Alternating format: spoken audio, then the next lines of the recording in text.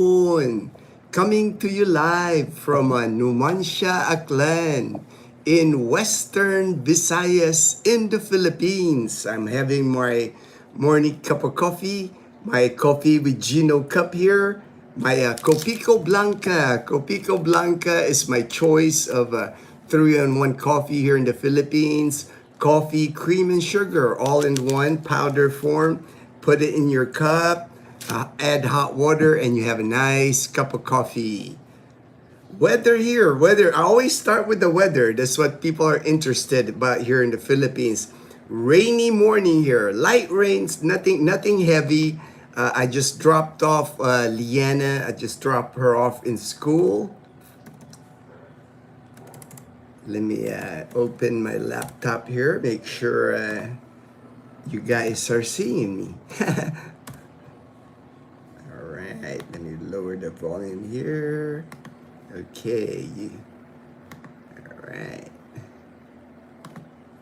Yesterday, we had a fun day at Loola's Fish Farm yesterday. James and Karen from James and Karen Adventure, the Colonel from the Colonel's Chronicle, JP Calibo, he went fishing with us. We got there like Dazzle, Mom and Leanna, Mom and that. We got there around 9 a.m. And I think we stayed all the way close to like 5 p.m. almost closing. They closed at 6 p.m. there, but it was getting dark. I didn't want to get too dark and have to drive nighttime here. I try to avoid driving at nighttime here in the Philippines, but really fun day of fishing. Great. The weather cloudy yesterday. It wasn't sunny. It peaked a little bit towards the afternoon. There was a certain time where the sun kind of peaked a little bit. Most of the day yesterday was again cloudy. It rained on some spots, like light rain, but actually for me it was seemed like perfect weather for fishing because not too hot, not too hot. Usually when you go fishing here in the Philippines, man, it's just too hot, But yesterday, cooler temperatures in the 75 degrees Fahrenheit yesterday. So good day of fishing. They caught a lot of tilapia. Between the Dazzle and Mom, they caught close to 3 kilos of tilapia. So fried tilapia for dinner. Last night, fried tilapia for dinner. Let me see here. As far as the weather, like I said, right now here in Numancia, it's 73 degrees Fahrenheit.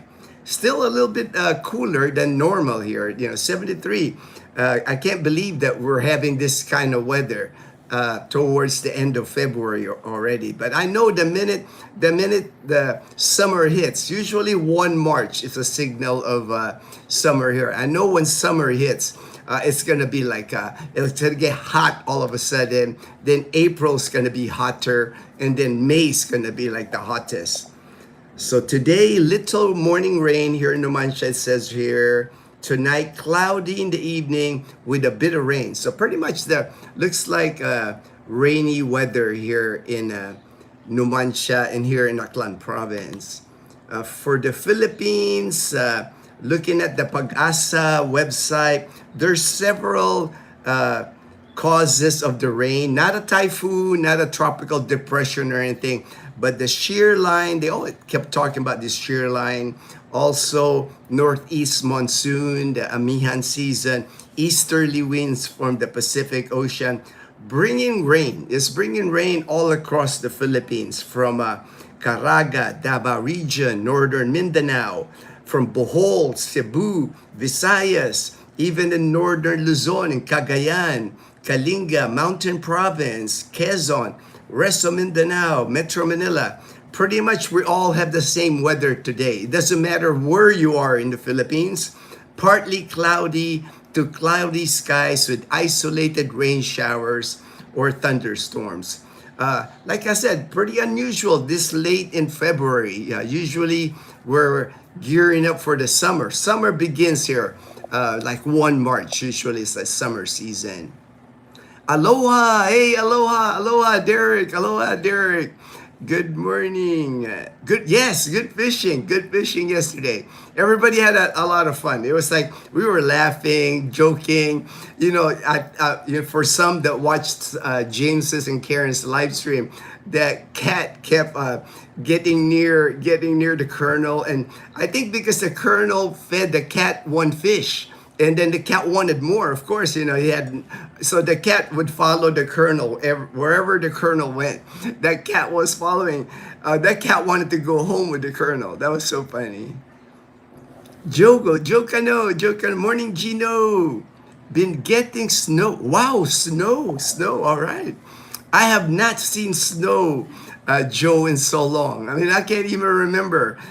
Probably, I would say close to at least 18 years. I have, since I left 15 years ago, and even in Tucson, Arizona, we rarely saw snow in Tucson, Arizona. But it did snow once in a while in Tucson. I remember during January usually, but it's now melting. Yeah, in Tucson, it'll drop, but it never sticks. It'll just drop. But I have seen snow in Tucson, Arizona. JP Calibo, good morning, Gino, Derek, and Joe K. All right, there's JP. JP calls yesterday. Blue Arrow was there. James's and Karen's bike was there. Colonel's bike was there. Even our friend William, he has a Honda Click. So I got to like where they parked all their motorbikes, and I filmed their motorbikes yesterday. Ray, good morning. You, my brother Gino, to Dazzle. Hey, good morning, my brother. Appreciate you joining the live stream, Ray. Have a blessed day. Have a blessed day. Derek, Dazzle mom had a good time at the local Goodwill. Oh yeah, the three of them, they always have like a date. Dazzle and I, we try to have a date day once a week, but they also have a date day of their own. That the three girls here, Mom, Leanna, and Dazzle, they're always up to something, and I let them. It's like I stay home, I watch Kal-El, our new puppy, and like they like ukay shopping in Calibo because man, you get some good deals. I mean, for a pair of jeans for like 150 pesos, like $2.50 for pairs of jeans, and they're a lot of the jeans comes from the United States. A lot of them are branded items from the U.S. like Old Navy, Aeropostale. It's not like locally made jeans, or it comes from America. And Dazzle likes to hunt for like she likes sports. Dazzle loves basketball, baseball. Of course, we're both Dodger fans. She likes American football, and she always hunts for like jerseys, like T-shirts or jerseys. And she was so happy because she found a Des Bryant Cowboys shirt, number 88, and it's got Bryant on the back. Anytime she finds like the sports T-shirts and stuff, she's really happy. She's like, that's part of the fun for her, going to Ukay or the thrift shop here. And those T-shirts, you can get them for $1. It doesn't. T-shirts don't even cost like 60 pesos, 50 pesos. You just gotta wash them really good, and then they're used clothing. You're used clothing, but never bother me to wear used clothing. Lucita, good morning, Lucita, my good friend in Maine. We finally getting warm weather here, Maine. High 30s, woohoo! Hey man, I know when you're in the cold, in the snow all the time, when you get like higher 30s or 40s or 50s, it feels warm to you. It feels warm to you after being in such cold weather all the time. The dollar. I always get asked how the dollar is doing against the Philippine peso. It closed yesterday at 57.97. So it went below 58. It went below 58 pesos, but still a good exchange. Anything, like I said before, anything about 55 to me is a good exchange here in the Philippines. All right. Oh, in the news, I think I'm gonna focus a lot on the news because since I haven't been doing the daily live stream, I'm skipping one day. A lot of news happens here, so I have a few news to report. Um, Canlaon volcano in Negros Island, close to San Carlos City, area where Sunshine Shoulder lives, near Dumaguete, not too far from Dumaguete. I mean, you know, Canlaon, we've driven it. Dazzle and I, we actually drove it one time in our car. We drove from Dumaguete City. We took the eastern route, the ocean side, the eastern route, going up to San Carlos, and we made a left, and we went all the way to the top of Mount Canlaon at the time. You know, there's actually like a nice area there, nice little municipality there, town or municipality there. But I think it took me, I would say, about 5 hours, 5 hour drive. So if you're curious how far Dumaguete City is from Mount Canlaon, it's about a 5 hour drive. San Carlos City is closer. If you go from Mount Canlaon, you come down the mountain, you're at San Carlos City. So they're near. San Carlos City is near Mount Canlaon. And it erupted. It erupted yesterday. James actually showed me the video because we were still at Loola's fish farm, and James said, "Oh, Mount Canlaon just erupted," and it's a pretty good eruption. They're calling it like let me see here on the news here, calling it like a moderate eruption. But you know, you never really know with volcanoes. You know, you don't know how many more eruptions it will have. And plus, with the weather being like this, when it's raining, rain and ash do not mix well, you know, because it gets muddy. The lahar flows, you know. It's like I experienced that during Mount Pinatubo in 1991. So I'm familiar with like volcano eruptions, the ash, and then when it rains, it drops on you, it sticks on you like mud. You know, it sticks on your car, on your roof, and then you get enough rain right there on the mountain. That lahar flows, that muddy flow that flows down the side of Mount Canlaon. Very dangerous. Lahar flows are very dangerous. They'll take out houses, and I know one of the towns near it. I saw like 30 families already evacuated around Mount Canlaon. So prayers go to the families living near Canlaon volcano. Hopefully that was just it. You know, hopefully that's it. That eruption yesterday. Hopefully no more eruptions today.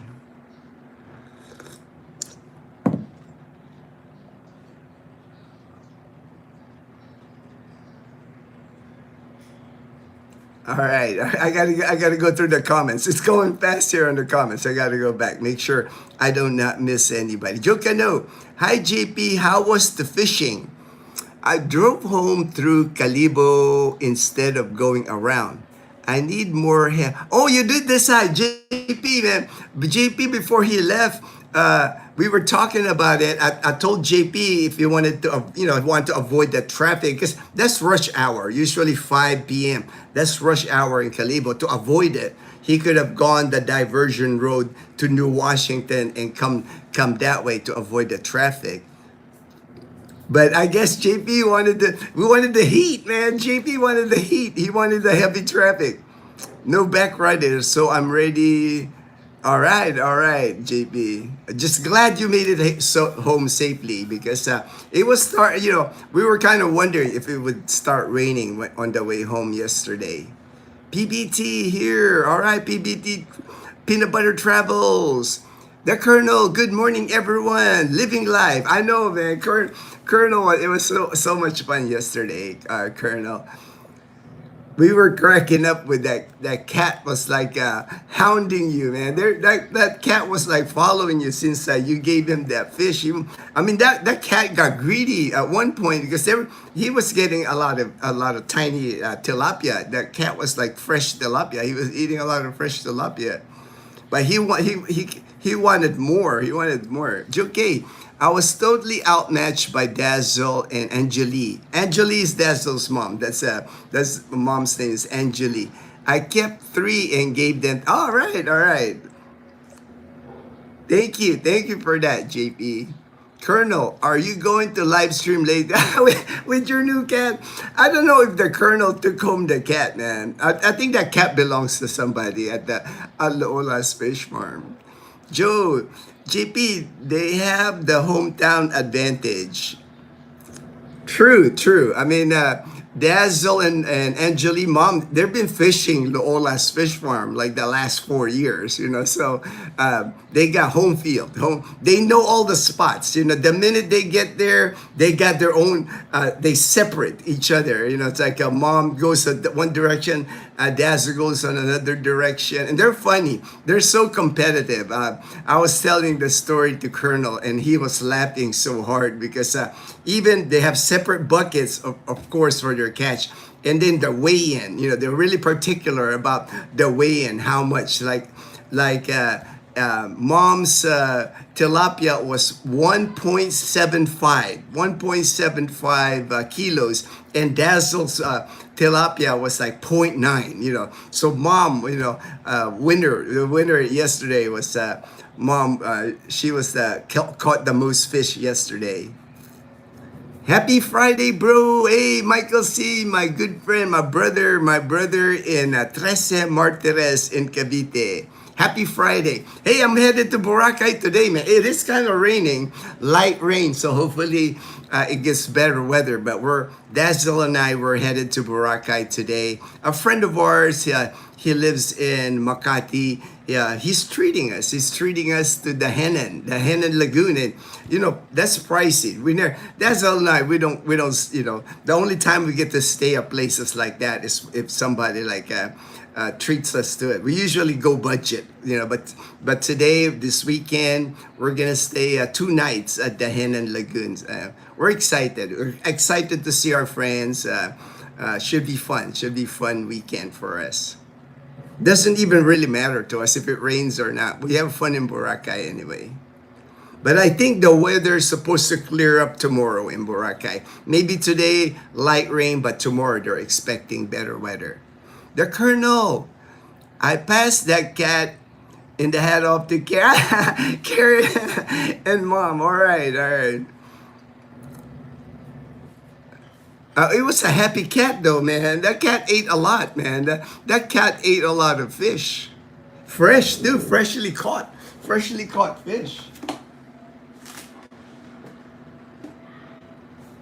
I think that cat had more fun than we did, because that cat was eating a lot of fresh tilapia.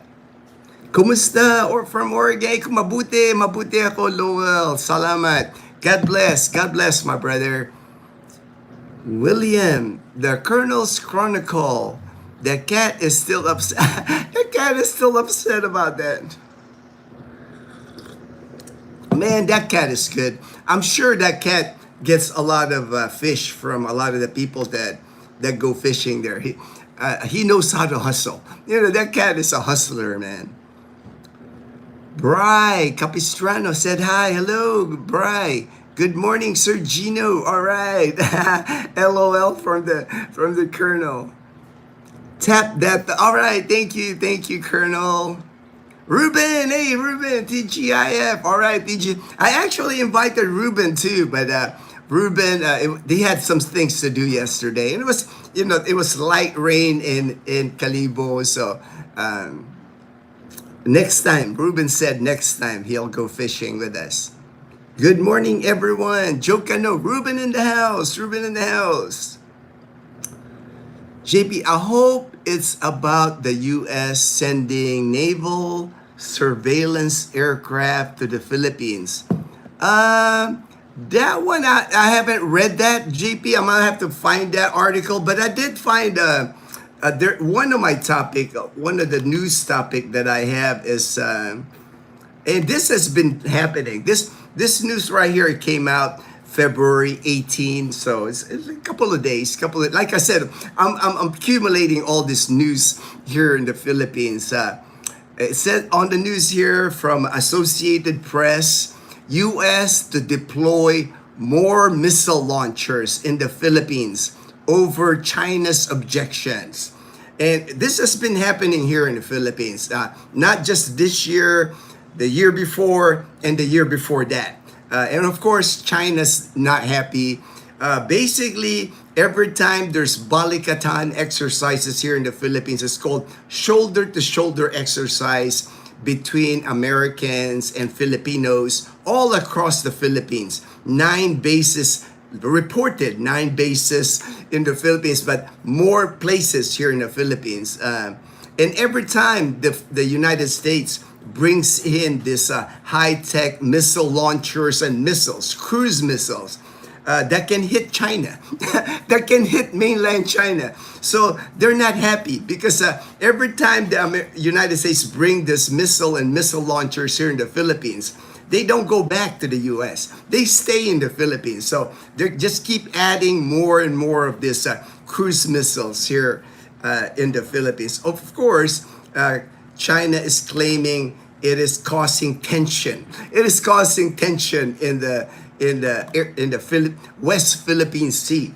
But really, it's like what China's doing. How about that? It's like, so to me, so China has asked Philippines to withdraw the missile launchers from its territory, but officials led by President Ferdinand Marcos Jr. have rejected the demand. So the missiles are staying. The missiles are not leaving the Philippines.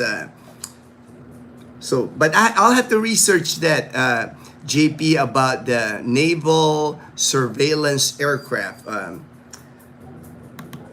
But as far as like, it's not just missiles. It's like in the military we call it WRM, War Reserve Material. The United States, that's always been the policy of the United States, is to pre-position assets all over the world. That's how you fight wars. I was in the military 20 years in the United States Air Force. My job before, when I was in South Korea, I was in charge of WRM equipment. And basically, medical supplies, ammunitions, you name it, we pre-position it all over South Korea. Same thing is happening here in the Philippines. Warehouses, where you house the aircraft, hangars, and all that. Lots of weapons, lots of medical equipment, all that is being stored here in the Philippines, just in case. It's a deterrent, to China. Raymond, it has been cold and raining here in California this morning. 34 degrees Fahrenheit. Well, I can see that. Mountain areas in California, Northern California, usually a little cooler than Southern California. I can see that. Tracy. I don't know exactly where Tracy, California is, but I'll look it up. Man. Let me see. Where is Tracy, California? It must not be in Southern California, because if it's Southern California, usually I know where that is. Usually I know where it is. Tracy, California. San Joaquin. All right, San Joaquin. So Fresno, like Fresno area, Central California. Usually if it's Southern California, I've pretty much heard most of the places in Southern California. Not so much in Central California and Northern California, just a few. I'm more familiar with Southern California because I lived there for many years.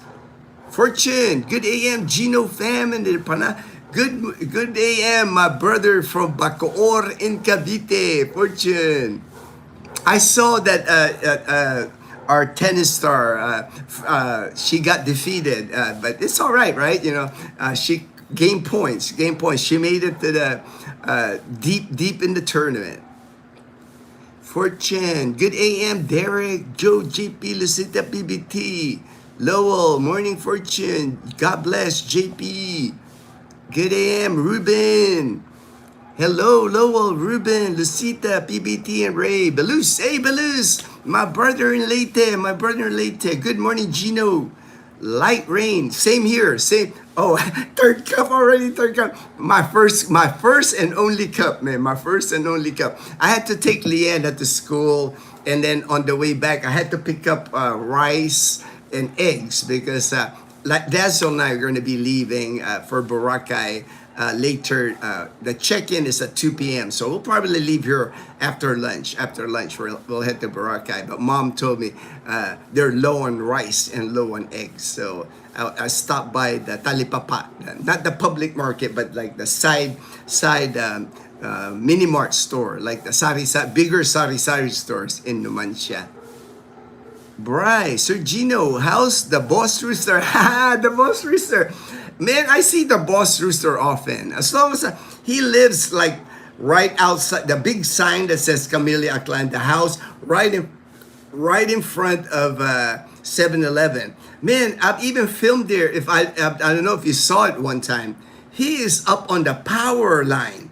Like the power line, I would say it's at least 10, 15 feet, and he's up there on the power line with a couple of hens.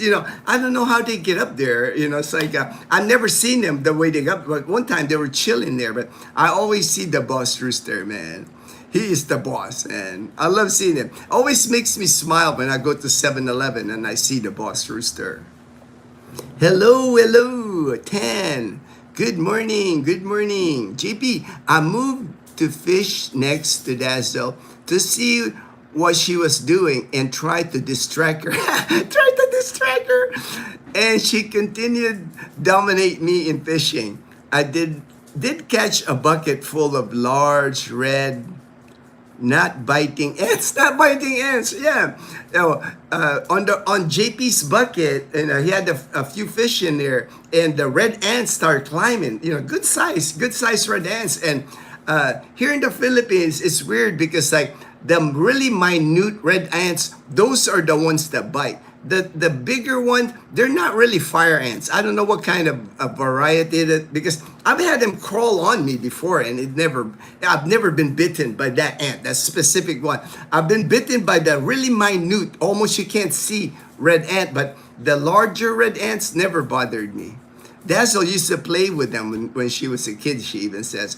But she did say, be careful with those red ants if they're like up on a mango tree and they're like swarming on a mango, like a fresh mango, and they're eating it. I guess they probably defending their food, food supply. So be careful with those. But if only a few of them are crawling around, they've never bothered me. Like I said, I've never been bitten by them. Cats love who feeds them. Oh, I know that cat loved the Colonel, man. That cat kept following the Colonel. Joe Cano, Morning Fortune. Captain Ron, hey Captain Ron. We're hooked up now on Messenger because I got your message and I was like, I couldn't tell who it was because there were no pictures. And then when I went to the Facebook profile, I said, man, there's no picture here. I was like, I always kind of worry when I get like friend requests or messenger requests that don't have a picture. You go to their Facebook, it's empty. It's like you can never be too careful. But now I know it's you, Captain Ron. So no worries. I accepted it. Now we're linked in Messenger. Have you cooked anything from the local market, JP? Bill Meyer, hey, good morning, prayers, Bill Meyer. Emilio, it's raining, so it's traffic. Oh, wow. Oh yeah, be careful driving. My drive to Boracay later on, I'm sure I'm gonna see rain, light rain. So I'll just take my time. I always take my time. JP, Captain Ron, I get all my fruit and vegetables from the local market. I have only been able to cook a few times since Eden, my girlfriend, took over my kitchen. I know, right? And I'm sure you don't mind Eden taking over your kitchen, JP. You're not going to be doing any more cooking, man. You're done with your cooking chores. Lone Star, howdy, Gino. Oh yeah, this is Alan. And warm here in Texas. All right, I knew it was you now because I remember now the Lone Star White Sand. It's like that's my friend Alan in Texas.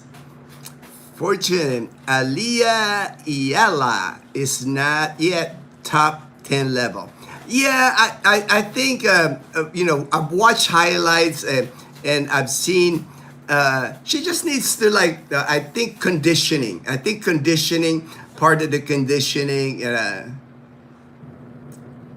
she may upset them. Yeah, once in a while. I see that, but not consistently. She got second highest in her career, was semifinal in Miami. Yeah, but she'll break through one day. She'll break through one day. But I think one of the things that I've noticed watching her, the few times that I watch her, she lacks endurance. She's got to get fit more. It's like maybe a little bit less lumpia and pancit. No, no, I'm kidding. No, I'm kidding. But she'll get there. She'll get there. She'll mature, get more endurance, and get more experience for sure. Within top 35, $98,000, man. I'm not complaining about winning that kind of money, man, playing tennis, man. Hello to all Gino subscribers. May God bless you all. Thank you. God bless. God bless, Raymond. Ryan AP. All right. Ryan AP. All right. Thank you. Bri. Maybe those were the leaf weaver ants. They create nests in trees. Could be, man. They're good size. I mean, you will see them. The red ants here, you will see them. And there are groups of them. But I've never been bitten by them, so they've never bothered me. Now, in the U.S., if I see like a red ant that size, I'll be running. That's a fire ant, man. Fortune. The original name of Antique province was Hantik, referring to large black ants common to the province. Oh, right. I know there's still a town. I've heard Antique. I've heard that. I made a stand with my Japanese fried rice. Eden likes as much as I do, but wants more rice. Less veggies, less veggies.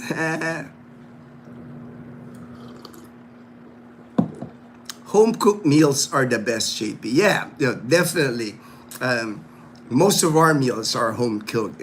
We do eat maybe once a week. We'll go to Calibo, but it's a lot cheaper for us too, a lot more affordable for us since there's four of us.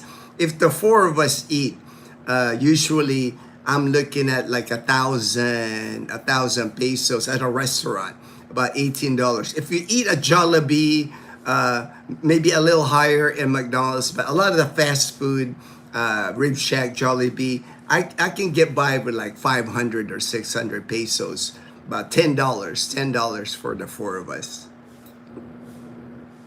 Ruben, I don't know why it took me so long, but since my recent return to Calibo, I've been scouring the entire neighborhood block between Regalado Street, Gonzales Street, La Serna, almost every day. I know, Ruben, and I'm glad, I'm glad I did that one video. It attracted Ruben to that area because that's where all the good carinderia, like the carinderia here in Calibo, man, right in front of shopping. I did one video. There's about 12 carinderias there. And those carinderias, they're like one stall will have like 25 to 30 dishes, all cooking in hot woks, pouring it in there. So if you get there the right time, then your food's gonna be fresh every time. Like around 10:30, right? That's about a good time. 10:30 towards 11:30, 12. It gets packed in that area. A lot of people eat there, but man, you can eat there, sit down, eat there, and even get your takeout food for dinner. You don't have to cook. You don't have to cook, For Ruben, you can eat there for, 150 pesos, $2.50, and then get takeout another $2. And so for $5 a day, you can eat lunch and dinner there. Have vegetables, have meat, have rice, all the choices, multiple choices on the dishes there. Get to try all kinds of Filipino food. John Vasquez, good morning. Gino, JP Calibo, all right. Fortune, Hamtik Antique, that was retained but became. Yeah, I just see it when I do Google Map. When I do Google Map, I always see, Hamtik. That's why when I recognize the Hamtik name. Good AM, John V. Good morning, Fortune.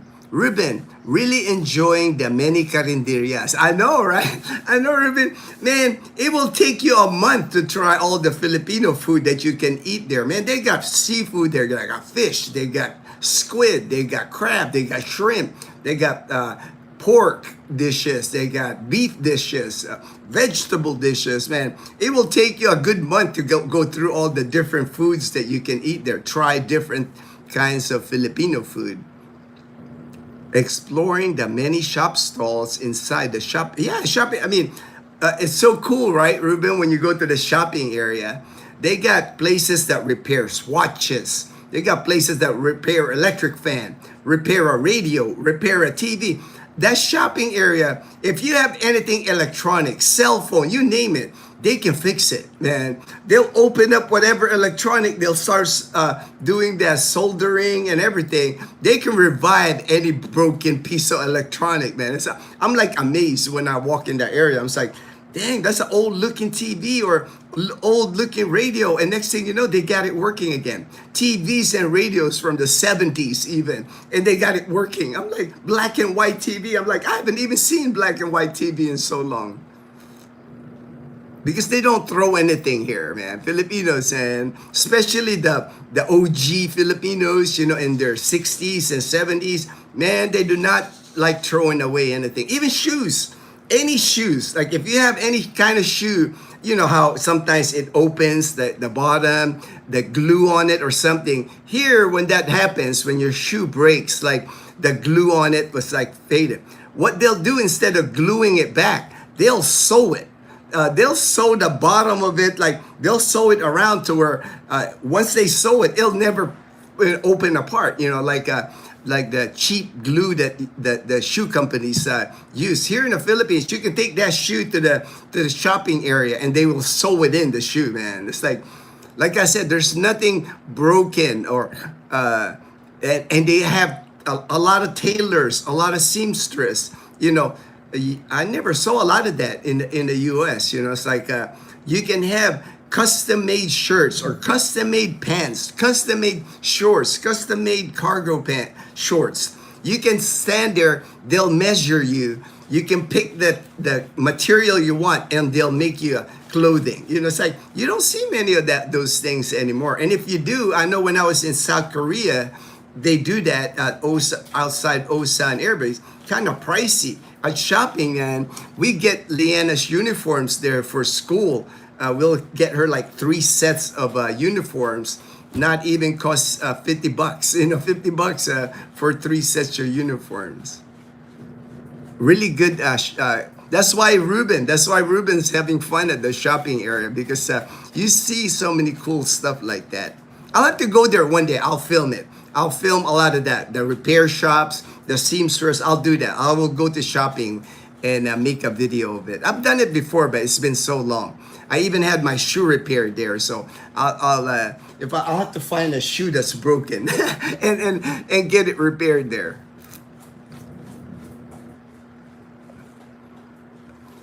Kulas becoming Filipino just eat in carinderias when he travels by scooter all over the Philippines. Right now, he is in Cagayan province, very northeast. Oh yeah, I've seen him. And you know, he just rides on scooters, eats at all the carinderia. Once you adapt yourself to like eating carinderia food, I know people sometimes say, you know, I might get sick, and you know, I can't blame them. You know, you can't be too careful because you don't want to get like upset stomach or get sick eating food here. But once you get used to it, you know, it's like go slow. You know, don't go for the real exotic delicacy right away. You know, don't hit the dinuguan right away. You know, like the one with the pork blood. You know, stuff like that. Start slow. You know, it's like fried fish or vegetable dishes. Eat some pinakbet, or you know, ginataang langka. It's like the jackfruit with the coconut milk. Start slow, ease your way into like carinderia food. But once you get used to it, man, it's like they got some really good food in the carinderias here. I was more excited about the many clothing, seamstress, yep, tailoring shops, I know, right, Ruben? So, if you have a hard time finding clothing here in the Philippines, some, foreigners that come here, they're like 6'5", it's like 250 pounds. If you're a big guy, it's hard to find clothing for you. If you go to like the malls here, they just don't carry large sizes. So man, you can go to shopping, man, custom make your shorts, custom make your pants and shirts, and you can pick the material, you can pick the design, they can, man, those the seamstress there and the tailor, they've been doing it for many years. They're really experts. Those tailors, yeah, they can customize any clothing you want. Just show them a picture and I could do that. They'll tell you that. JP, John V, all right, Fortune, Mr. Quickie can do anything. Oh yeah, Mr. Quickie, the franchise, Mr. Quickie, all right. Okay, let me, so I got to the bottom. Okay, I'm caught up, all right. Continue with my reporting. Here. I saw this one article, caught my eye here. It says here, the Bureau of Immigration arrests British sex offender in Romblon. Romblon's not very far from here in Panay Island. It's like, actually Carabao Island is already part of Romblon. So I'm only like from Caticlan, an hour boat ride to Carabao Island. That's already Romblon. So not too far from our area here. So this sex offender from Britain got caught in Romblon. I just found it interesting, this article, when I started reading it. This guy's 47 years old.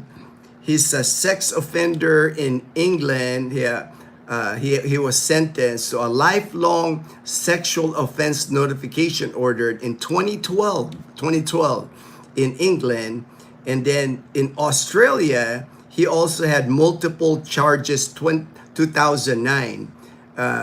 Sexual abuse of a minor. So for me, it's like I just found it interesting because like how the heck did this guy get into the Philippines? But unfortunately, probably at the airport they're not very strict. He got in. He got into the Philippines, and at the time of his arrest, this is really what caught my reading this article. At the time of his arrest, Beaumont was allegedly providing diving lessons and demonstrating scuba equipment for a fee. He is reportedly known in the area for managing a local diving business. So not only this guy come to the Philippines, he's got records, it's like usually the immigration is really strict about that. It's like I know people view that, hey, if you pay this crime or whatever in the US, it works different here in the Philippines. And would you want like criminals coming into your country? The Philippines don't like that. If you came in here, that's why when you renew your tourist visa, they're asking you questions and you're bypassing those questions like, have you been arrested before? And said no. You're already lying. You're already lying to like the Philippine government, and they don't like that. And what I found interesting was like, he was running a business. He was running a business here in the Philippines, a scuba diving business even at the time of this arrest. So I'm sure Filipinos, man, they don't play with that at all. If you have a criminal record, you do anything criminal activity, they'll eventually catch up to you. It's like and they catch you. It's not gonna be a quick deportation. They're gonna investigate you. They're gonna hold you here, see if you committed more crimes there. So this guy will probably end up in like the detention center here in the Philippines before they deport him back to England. Never could adapt to street food. Can do roasted chicken. Yeah, the roasted chicken, the lechon manok, Belis lechon manok. Too much oils used here. Nothing wrong with that, Belis. At least you can eat the lechon manok If it makes you sick, of course you're not going to eat it anymore. But so far, Ruben's enjoying it. Or so far, Ruben's hitting the carinderia. He's enjoying like his newfound more carinderias that he found here in Calibo. Good morning, John Vasquez to Belus. Lee saying hello, just listening. All right, thank you, Lee. David Boyd. Hey, hi everyone. Quickly drying up outside after rain during hours of the morning. Thought of riding my scooter to New Washington to have seafood and just extending my travel. Oh yeah, I know that's going to be your next trip on your Honda Click on your scooter, man. Head out to New Washington. It's a good drive. It's not, and once you're past the airport, Ruben, it's not like there's not a lot of traffic. It opens up. It's more clear. You've seen the drive. You've seen the drive, man. All right. Next topic. I kind of discussed this yesterday while I was at Loola's fish farm. I talked of this whole OFW, this overseas Filipino workers. Man, the more I research, man, the more stuff I'm really learning about it. And then it's just like I'm really the stories that I'm reading, and I'm like. That's why I wanted to discuss it again today. I want, like yesterday I said, the top destinations for overseas Filipino workers for 2026. The top 10 countries. Number 1 is Canada. Top choice for skilled workers, offering paths for nurses, caregivers, tech professionals, and skilled trades. Truck drivers and construction. That's why Canada seems number one for OFW this year. Germany is number 2. Active recruitment for nurses, engineers, IT professionals due to aging demographics, offering high security and social benefits. So Germany, man, that kind of like I said, the list surprised me that the United States is not on the list actually. But I guess because so many migrants, when I start thinking about maybe so many migrants from all across the world go to the United States already. So maybe that's why Filipinos not in the top 10 of overseas Filipino workers.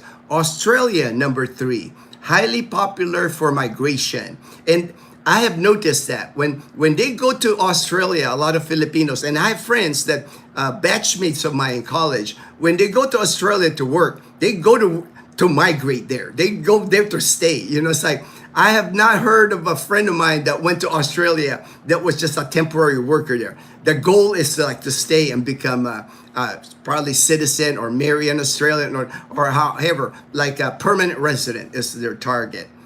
But my strong demand for nurses again, aged care workers, caregivers, very popular also in Canada because I guess the aging populations in Canada, the aging populations in all these countries pretty much, they need caregivers, and Filipinos just got that reputation, not just nurses but also caregivers, because like here in Calibo, there's a school here for caregivers.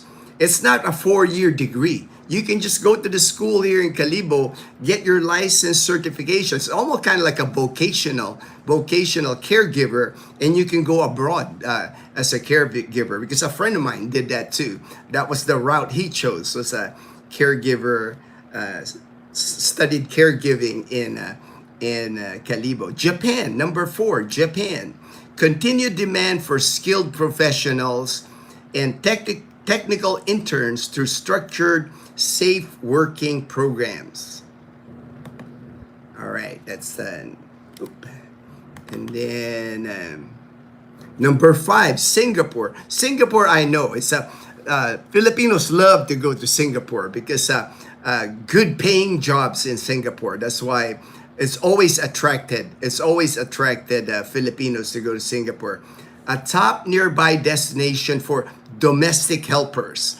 service staff. A lot of your restaurants, a lot of your hotels, lots of Filipinos in Singapore, and healthcare professionals.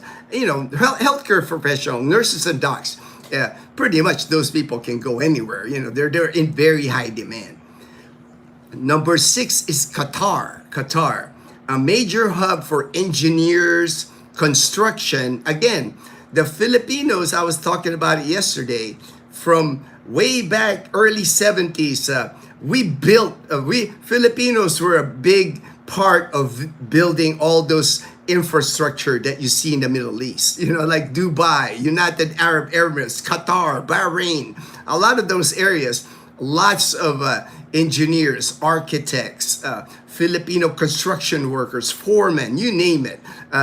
You know, not for the Filipinos, maybe they would have gone to another country, maybe, you know, Pakistan or wherever, but a lot of Filipinos go to Qatar and go to the Middle East. South Korea is number 7. Popular for manufacturing. A lot of Filipinos work in the factories in Korea, because, you know, South Korea had that boom in the 80s, 90s. They had that boom in like manufacturing stuff, you know, Samsung phones, TVs, you name it, you know, they got big, and a lot of Filipinos went there to the factories. English teaching, a lot of teachers here that teach English go to Korea, because they offer good pay. And then number 8, it says here, United Arab Emirates, a consistent hub for professionals in the service, hospitality, and engineering. I know several of my friends actually, Dubai, United Arab Emirates, they work in hospitality in those countries, get their experience, and next thing you know, they're in Canada. You know, there's kind of like a filtering of like, you work in Dubai, get many years of experience, and then you get your next trip is like to Canada. And I have a friend of mine, they're a couple, they got kids in Canada. They're Canadian citizens now. You know, it's like, that seems to be a path. United Arab Emirates to Canada. Both of them are Filipino citizens. Both of them worked in the United Arab Emirates for many, many years, migrated to Canada. Now they're Canadian citizens. I just find that interesting. I find that dynamic interesting. Number 9 on the list of OFWs where they grow, New Zealand. Increasing demand for seasonal workers in agriculture. Again, Filipinos have always known for like farming, agriculture. If you hire a Filipino, man, Filipinos are great workers. So that's what they're going for in New Zealand. Healthcare and trades. And then the last on the list here, number 10, is Taiwan. You know, our close proximity to Taiwan. You know, Taiwan is like, if you go to the northern tip of the Philippines, you can just get a bangka and go to Taiwan. We're so close to them. So the close proximity makes it a primary choice for factory workers. A lot of things get built in Taiwan, right? You see a lot of products made in Taiwan. A lot of Filipino workers work on those factories in Taiwan. Also technicians, and again, caregivers. To me, like I said, if Filipinos now, they're smarting up, man. Before, nurses, high demand nurses, but you know, that's still a 4-year degree. Not everybody can go to college. 2 years experience here in the Philippines, so 6 years to for you go to abroad. Now there's an easier path. Caregiver, short vocational school, a few months, maybe 6 months, you're like overseas. You know, that's not bad. I think that's more affordable, because nursing school, it's getting more, it costs more, and some people can't afford that here. If you're like low income in the Philippines, nursing school costs money. You'll have to have money to take 4 years of college. So the trend for 2026, again, healthcare and skilled trades, of course, nurses, caregivers, engineers, they're high demand for that.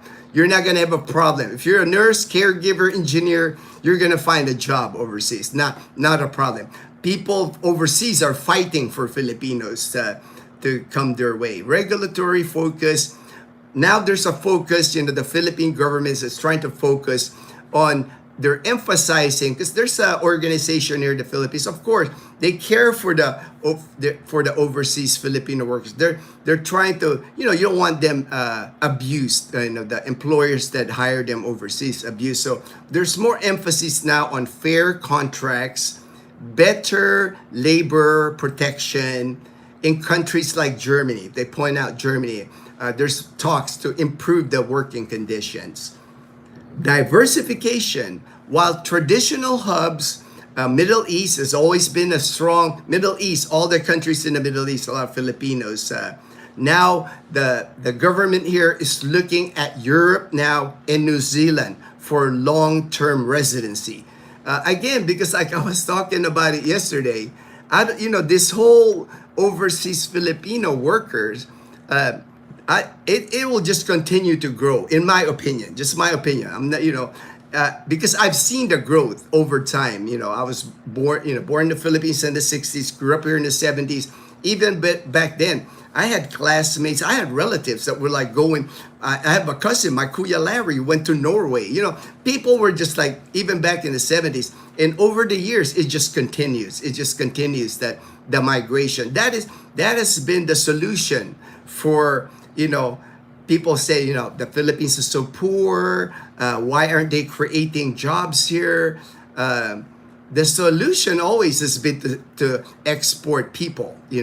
That's been what's happening, and it's gonna continue.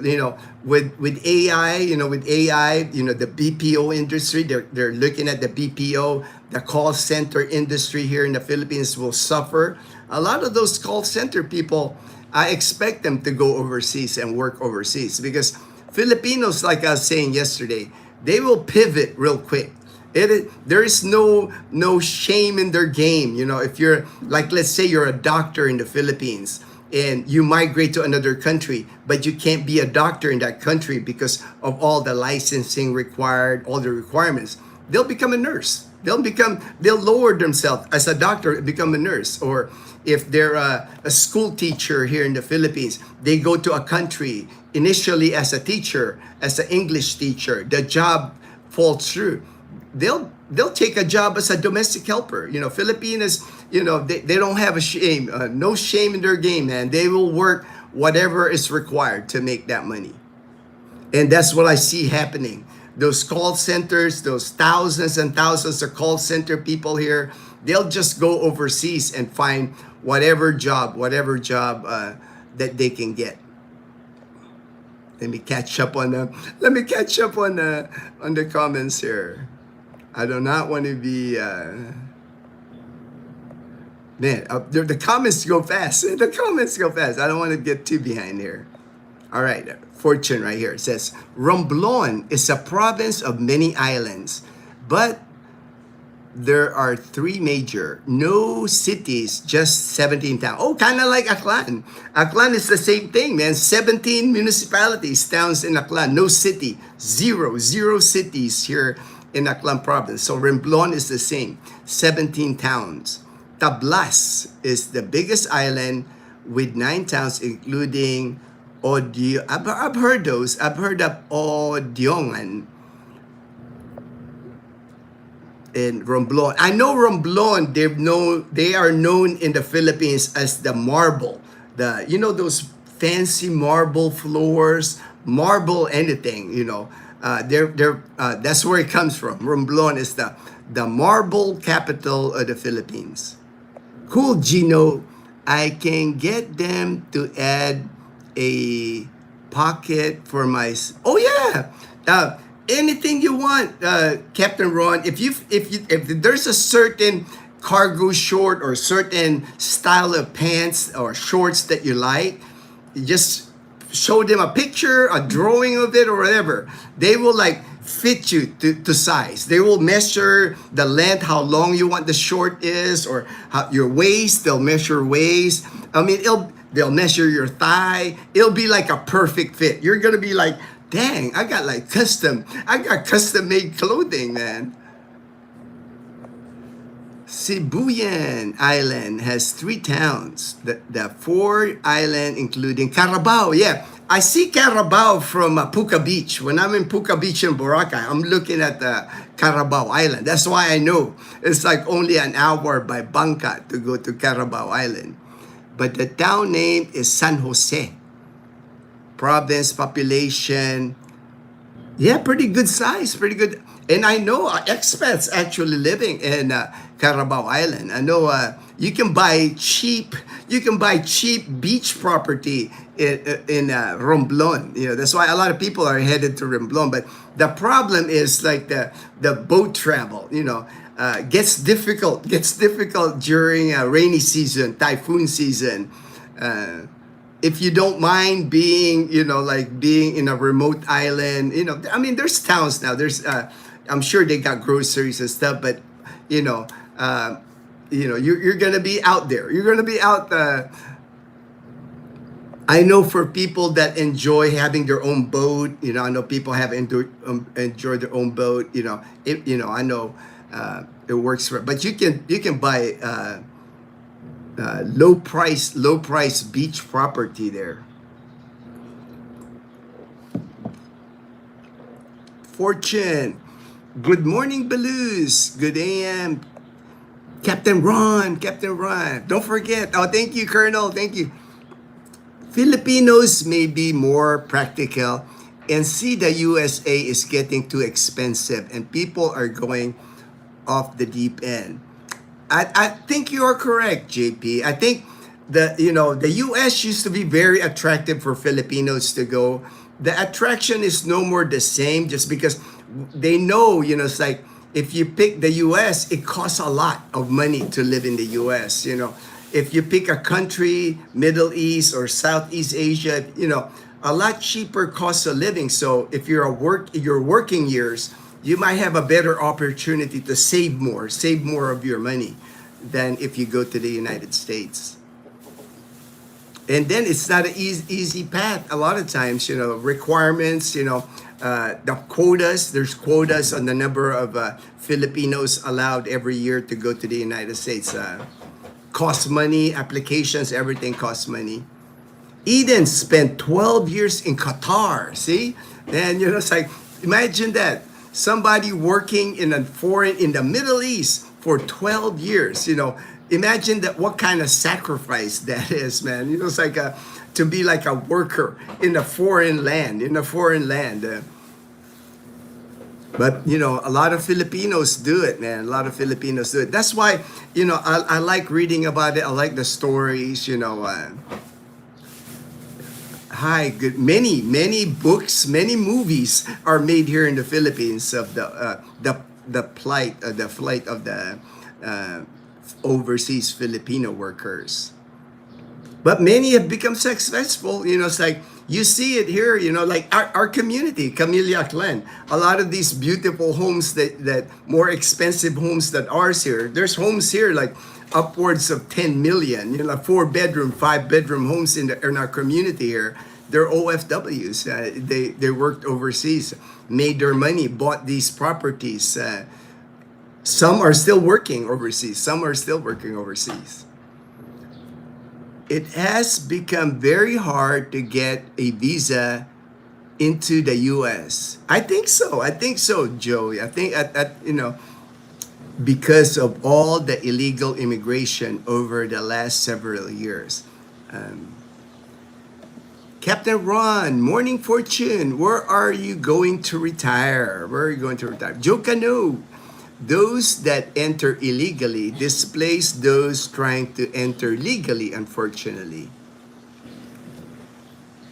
Yeah, that is unfortunate, Joe. JP asked Eden, what was it like working in Qatar? Fortune, Captain Ron, I'm 53, so 7 years more with RCBC. But I plan to work some extra years. Joe Cano, I saw a video about 1/4 of all ocean shipping jobs are held by Filipinos. And there are hundreds of schools in the Philippines to train. Oh yeah, very popular. Aklan province, actually, Joe Cano.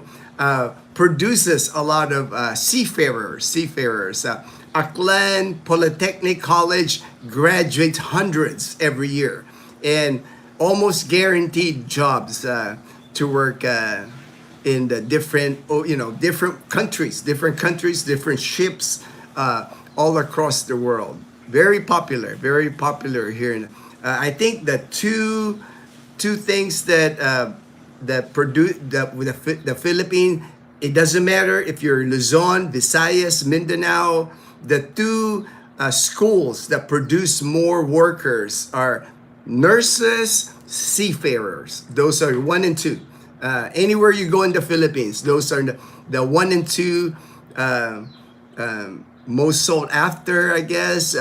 People know that if you become a nurse, if you become a seafarer, you got a guaranteed job. And that's what I'm pushing. My Dazzle's Leanna, I'm pushing her to become a nurse. Needs is like nephew. Dazzle's nephew is also 12, and I'm pushing him to become a seafarer. I told him if he does good in high school, keep up his grades, passes the entry exam to college, I'll pay for his college in Calibo to become a seafarer. Not a problem for me to do, because I want them to have a life,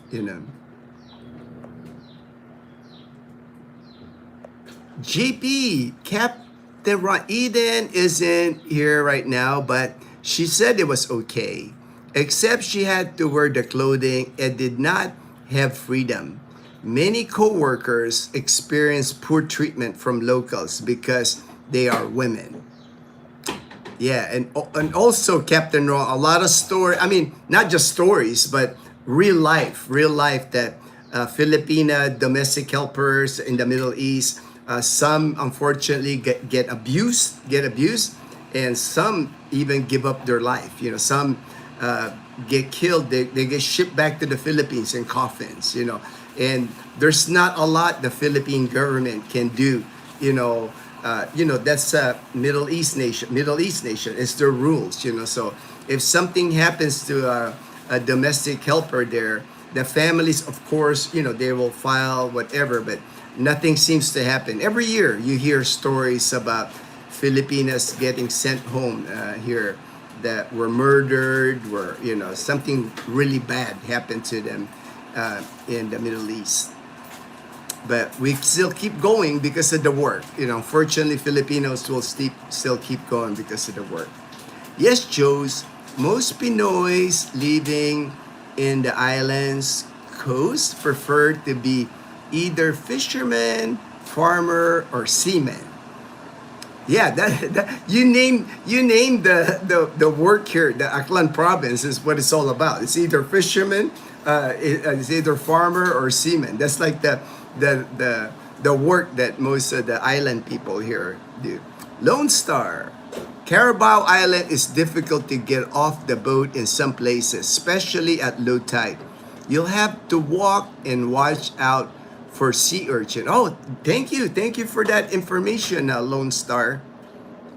Yeah, like I said, I know more expats are living there, buying property there with their Filipino spouse and building at Carabao Island, but it's still pretty not developed. But man, like I said, some people like that. Some people like living out in a remote island, riding their motor for the freedom, right? The freedom. Not many rules. Young Fresh, Filipinos where I live in New York, they are smart. They make money here and send money back home. Many families live together. I live about 35 minutes from Little Manila, home to a large. Oh yeah, that's always been the case, man. Young Fresh, like even for me, my relatives, we all migrated to California back late 70s, early 80s. And what we would do in California would have a three bedroom, 2-bath home. And one bedroom is one family, one bedroom is your cousin, one bedroom is the uncle. There's like 12, 15 people in a 3-bedroom, 2-bath house in California. That's how Filipinos roll, man. That's how we survive. That's how we save money. like you said, very smart about saving money. We're not like the, you know, you're a couple, you're just two people and you got like a 5-bedroom home. I know people like that, right? Filipinos are, you know, are built that way. Like whatever we can save, you know, to have a 1 bedroom in a house with like mom, dad, 2 kids, that's nothing. You know, that's common for a Filipino, man. You do what you got to do when you, especially when you're starting out in the United States. You're not picky on where you're gonna live. You just want to have a place to sleep and you want to start working. Lone Star Gino, speaking from experience, U.S. consumers don't like talking to AI. So skilled Filipino workers is still in demand. AI will make their jobs easier. All right, all right.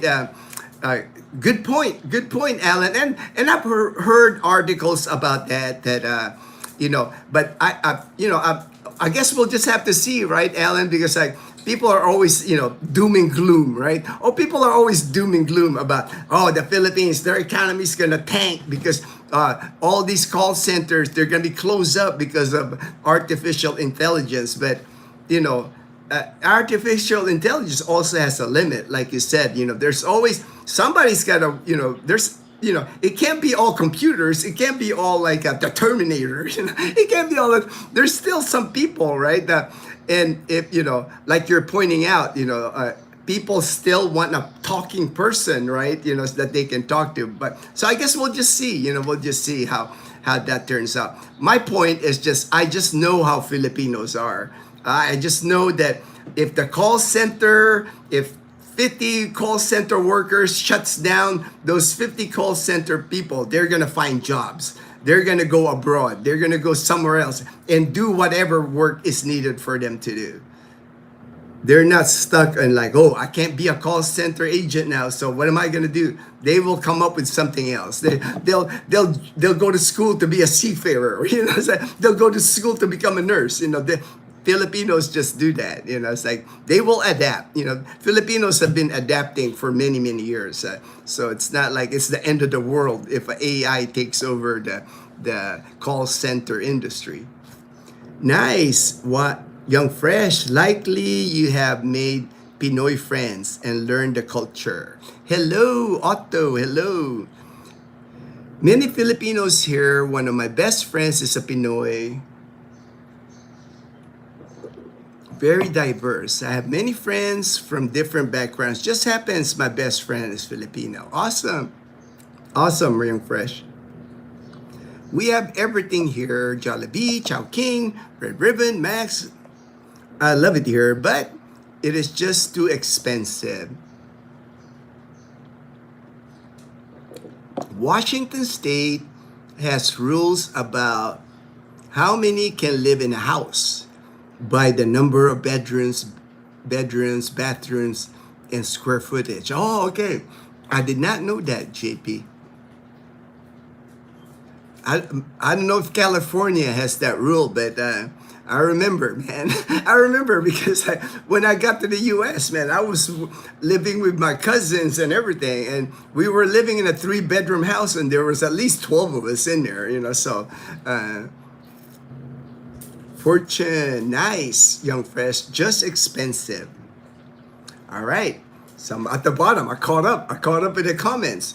All right, I have. Oh, okay. Speaking of OFW, here's another article that I'd like to talk about.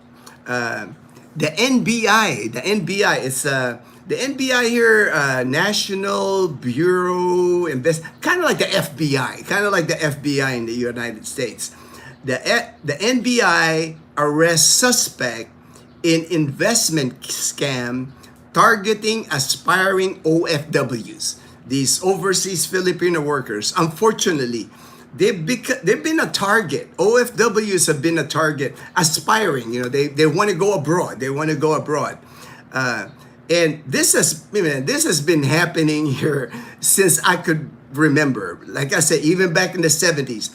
Here in the Philippines, the way it works, if you're a Filipino, if you want to go overseas to another country, you have to go through an agency. It's not like you know, and these agencies, there's just hundreds, maybe thousands of them here in the Philippines.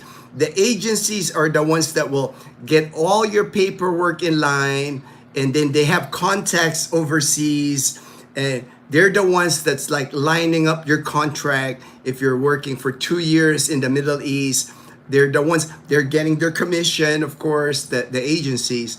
And unfortunately, over the years, they've always scammed people here in the Philippines. And, it's like there's always, and like this once recently, but happens all the time. There's agencies that will collect people's money.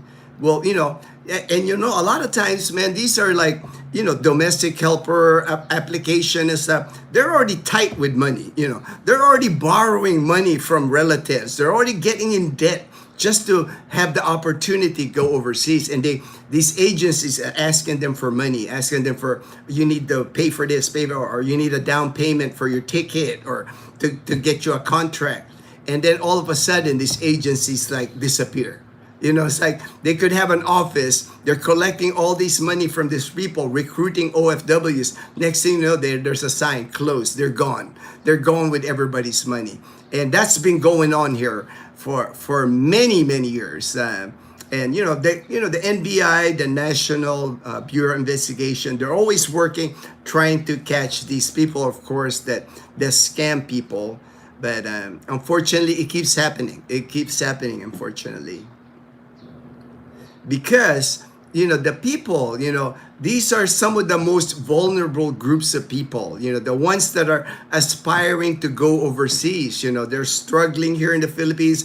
Man, just imagine, you're willing to go to the Middle East to work as a domestic helper.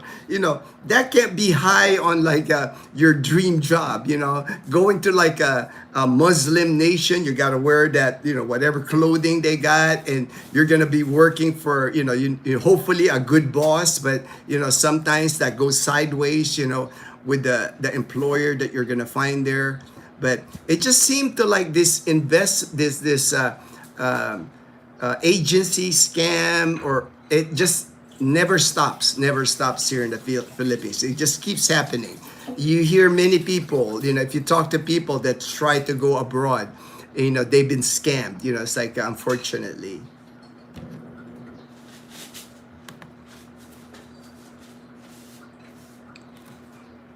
That's why even like people we know, when we were talking about going overseas, that's the scariest part, finding an agency that is legit, that is legit. And it says here, aspiring high demand, because there's a high demand for overseas job, urgency to secure employment abroad, limited access to verified recruitment information, trust in agents claiming connections overseas. You'll always hear that. You'll always hear, oh, I got connections overseas. I can, to me, you got to be careful. I think if it's too good, if the agent's story is too good, usually, that's not a good sign, right? If the deal is too good, it's too good to be true, too good to be true. I know there is an agency, the Department of Migration Welfare. It's a Department of Migrant Workers, DMW. And there's also supposed to be I don't know what POEA stands for, licensed recruiters. They're supposed to be licensed recruiters, but you know how the Philippines says, man, these licensing company or whatever, unfortunately, but it continues to happen. That the way to protect yourself, they say here, verify recruitment agencies with the Department of Migrant Workers /POEA. I guess it's a government authority here in the Philippines. Make sure you check with them if this agency is legit. Avoid guaranteed job offers with upfront fees. So if they say it's a guaranteed job, but you have to pay a fee upfront to get the job, be cautious when you hear that. Never send money without official documentation and receipts. To me, that's just common sense. Anything, if you're going to pay them any amount, I would want documentation or receipt that they took your money, person, ID, whatever. Just don't give your money, of course.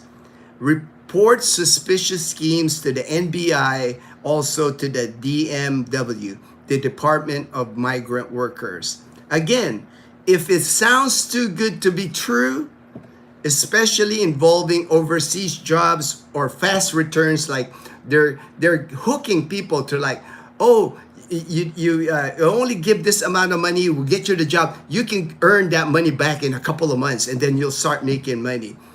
Usually, it's too good to be true. Too good to be true.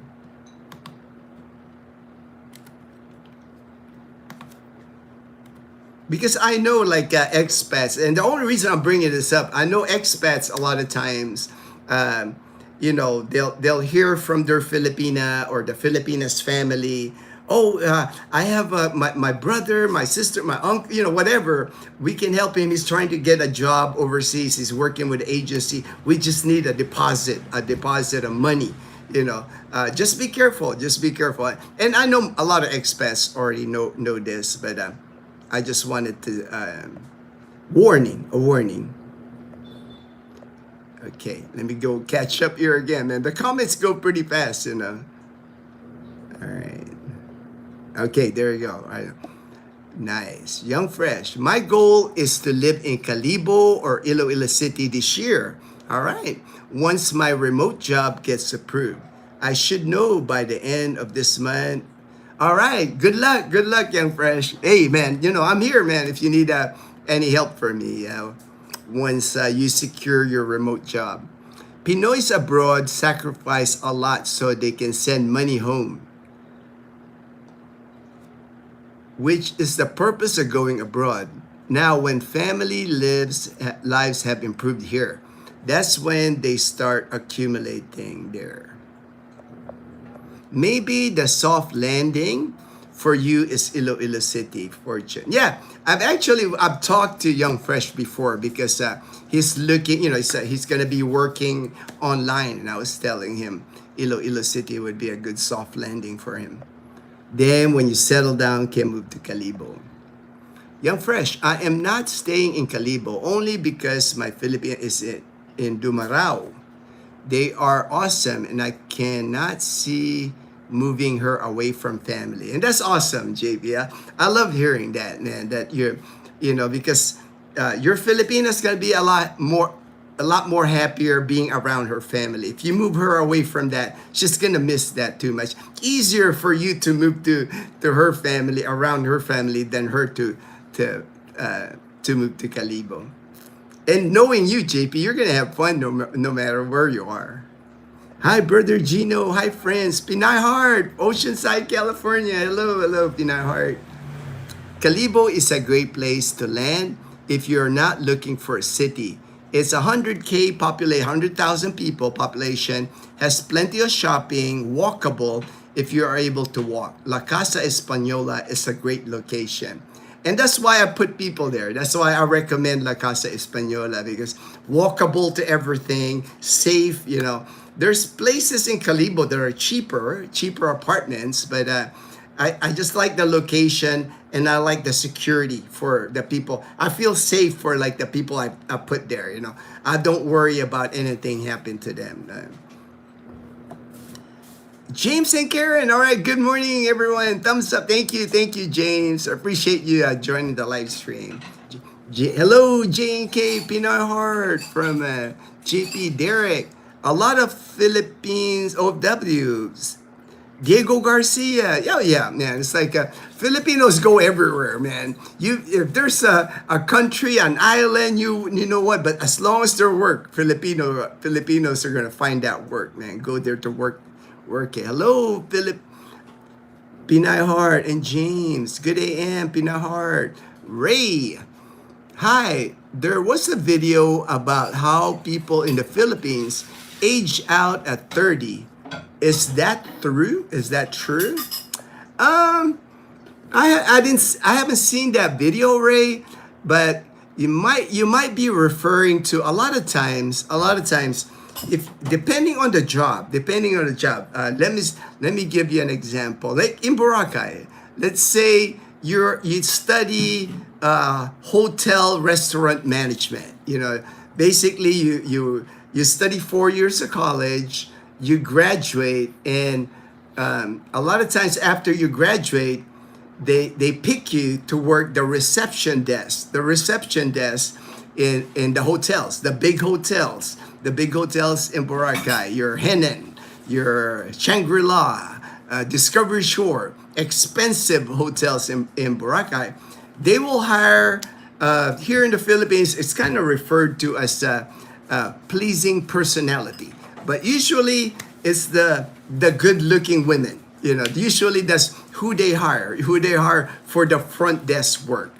Here in the Philippines, it doesn't work like in the US where you can't discriminate. Here, they can be real specific here. They can put on the ad of the job requirement, only 23 years old below, single, not married. They can, female, of course, female. They can even height requirement, 5'4" and above. And you know, not many Filipinos are 5'4" and above. Most Filipinos are 5 foot or lower even. So they can be real specific on who they're looking for. And unfortunately, if you're reaching 30 and you're competing with a 23-year-old, you're probably got a couple of promotions, right? Promotions along the way as working the front desk, working as a concierge or whatever. By the time you hit 30, if somehow you get fired, they'll just replace you with a younger one. Maybe that's what they're talking about there. I'll have to watch the video. If you want, send the video. We're friends on you. Send me the video so I can watch the video. That's why it's important, I think, when you're in your earning years, when you're in your 20s, to find a career that's gonna like last. You know, if your career is in like, you know, tourism, a lot of tourism students here in the Philippines, if your job relies on your good looks, you know, good looks, that you can get hired, maybe even like as a flight attendant, or maybe like hotels, you know, tourism industries, you know, that's, once your beauty fades, you know, you get up there in the 30s and above, you will get replaced. And then what are you going to do now? You know, so to me, you need to like have a trade, you know, that's why I say nursing, seafarer, you know, something that, you know, you don't age out, you know. If your job is like requires beauty and all that, you know, unfortunately, you know, that you'll get replaced by a younger person. Philippine Overseas Employment Agency, but now upgraded to Department. Oh, okay. That's why it was confusing me. So upgraded to Philippine Overseas Employment Agency. All right, those are the people that you need to check your agency if it's listed with them. If the agency that you're trying to use to go abroad, make sure they're listed. Make sure they're legit. You know, you're not giving your money away to a scam that's gonna disappear. Pinay Heart, James and Karen, Fortune, GP, Joe. All right. Obi Olsen, Aliyah, and my good buddy Isaiah, goodbye, in Columbia, South Carolina. Hi everyone, good morning. Hope we're doing well. Dazzle night after this live stream, we're gonna pack up. We're gonna be in Boracay for the weekend. So I'll do live streams. I'll do in Boracay. Probably do more live streams in Boracay because I know people like to see the beach, the sunrise, the sunset. So I'll try to do more live streams while I'm in Boracay Island. Thank you for the info, Fortune. Young Fresh, I am 47. She is 24. I met her mom. Such a nice woman. Only thing I wish is that Calibo should have more flights, like you said. They only have Russia and another, China now. Seasonal flight direct from China, direct to Calibo. Probably end up more flights, but seasonal. It's not gonna keep going. The Russia one, I think, will keep going because it seems like a lot of Russians like going to Boracay. So that's why there's a direct flight from Russia to Yeah, that's why I recommended Iloilo City to you, Young Fresh. More flights coming direct to Iloilo City International Airport. You got from Iloilo into City International Airport, you got flights to Singapore direct. You got Thailand direct, Taiwan direct. Just a lot more flights coming in direct to a bigger airport. Big Calibo is almost like a ghost airport, unfortunately. JP Calibo, enjoyed your interview, James. Thanks for your honesty. All right, all right. I love that interview too, man. James and JP both did a great job. Great job on that interview. Dumarao Capiz, I mentioned, was my father's birthplace, population 50K, land area. I passed it. Every time I go to Iloilo City, Fortune, I passed Dumarao. So I know where it's at. So now, when I pass it, next time I go to Iloilo City, I got a place to stop and see JP and Eden. Fortune, it's in the border. Yeah, in the border, on the border of the Iloilo province. Thanks, Stone Cold. It was more fun, and I expected James made it feel like we were just talking. Yeah, that's awesome. That's awesome, JP. Hi, Gino from Reno, Nevada. All right, from Reno, Nevada. All right. Okay. Oh, I made this. I saved this. I did just a Google search because somebody, I forgot. I should have printed the comment. Somebody had mentioned. I did that one video about what was that title? Where set boundaries for your Filipina, and I got a response from someone that said, I might want to check if I have an obligation to like the in-laws of if since I'm Filipino, so I just looked it up. It says there under Philippine law, the family code in the Philippines, Filipino citizens. So a lot of my viewers, this doesn't apply, right? Because I'm Filipino, he knew I was Filipino, so I just wanted to make this point out. I'm Filipino American dual citizen. Filipino citizens are legally mandated to support their spouse and common children.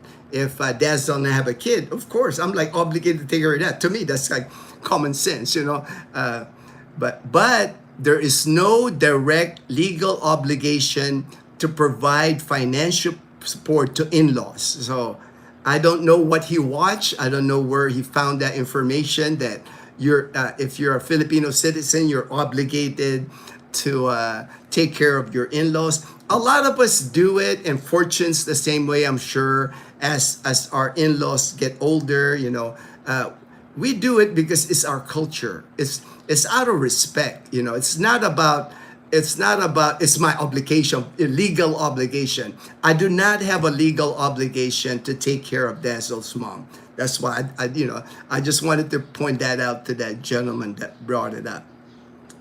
And then right there, support of in-laws. There is no legal obligation to support the spouse's parents or siblings or even Leanna. I have no obligation to support Leanna unless they fall. Okay.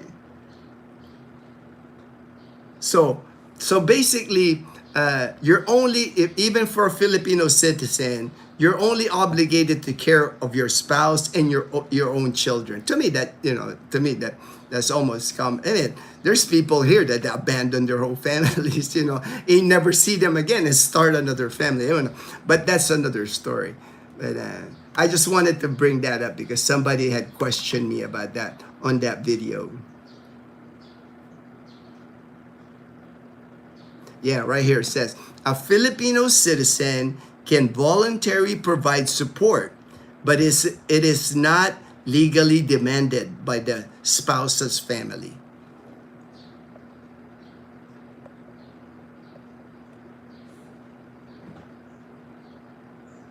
Hi, all right, there you go. Good morning, Kuya Gino. J-Boy, hello, J-Boy. Legally, wow, legally. Wow, I would not want to feel obligated to take care of my in-laws legally. However, if my girlfriend, wife, if her mom needs medicine or something to stay alive when she gets older, why not? Yeah, to me, I've never had a problem with that because, you know, uh, if they get ill, like mom, that's the reason why she ended up with us. She got sick, she got hospitalized, and I knew she needed somebody to take care of her. She needed to like exercise more, eat properly, and not get stressed. And if she had to live in her house, she has to work or take care of other people. That's not going to happen. She'll continue to get stressed and she'll just keep getting sick. So that's why we offered her to move with us because we can take good care of her. And now she's taking care of us. Now she does more taking care of us than we taking care of her. It just worked out that way. There is nothing wrong with helping people, man. We need to be more helpful to people in this world. I think so. That's the way I look at it, Young Fresh. That's why I never have problem like Leanna, Dazzle's sister, lives with us. Mom lives with us. I'm gonna send Leanna to nursing, so that doesn't bother me at all. To me, I want that. I want them to have a better life. When I'm gone, I want them all to have a better life. They've been great part of my life. I love them. It's like that's what I do to the people that I love.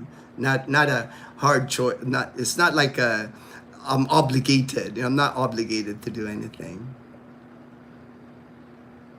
Pinay Heart, there is nothing wrong in helping, but when you help, you also put limitation. And yeah, that's why I said Pinay Heart. That's why I said boundaries. Set the boundaries early because I've turned down people that ask me for help too. Because I'm not helping anyone I don't see that's working hard enough, that's not doing all the right things. It's like I've turned down people for help before. Because when you're here in the Philippines and they see that you're living okay, people will borrow money from you, will ask for help from you. And I do not have a problem saying no to people. It's like if I see somebody that's like trying to borrow money, asking for help, but they're having a better iPhone than me. It's like I have an iPhone 10 and somebody's asking me for help has the new iPhone 17. It doesn't work like that, right? To me, that's like, you got a better phone than me, but you're asking me for help,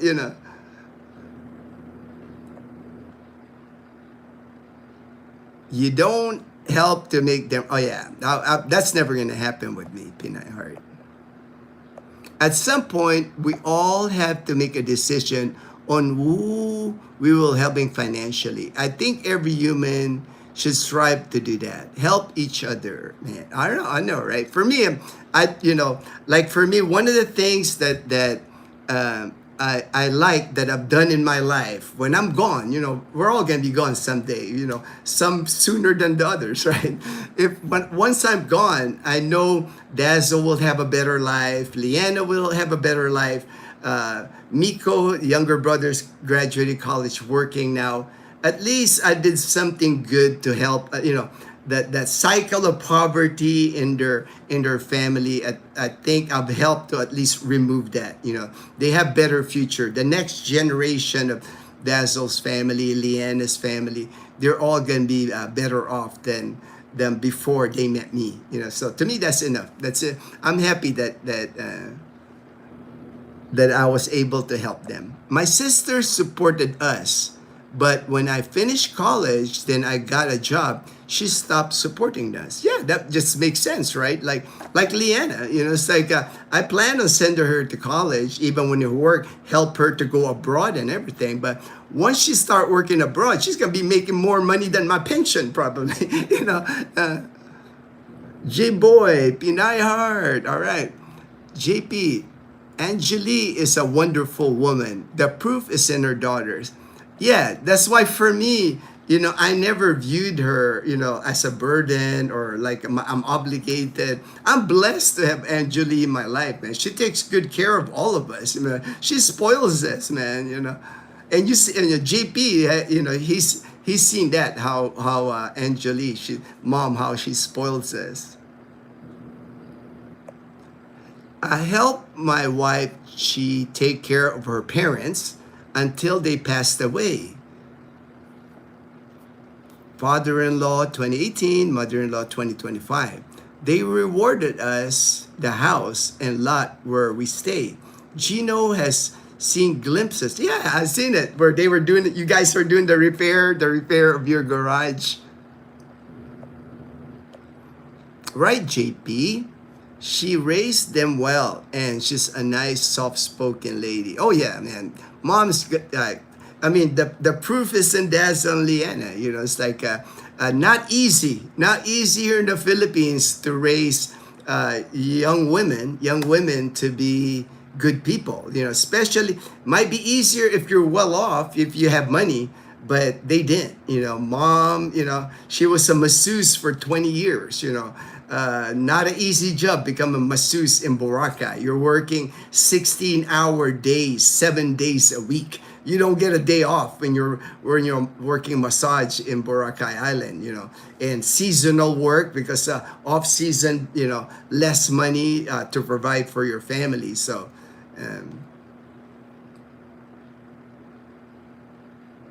what really helped too, you know, grandma passed away a couple of years ago.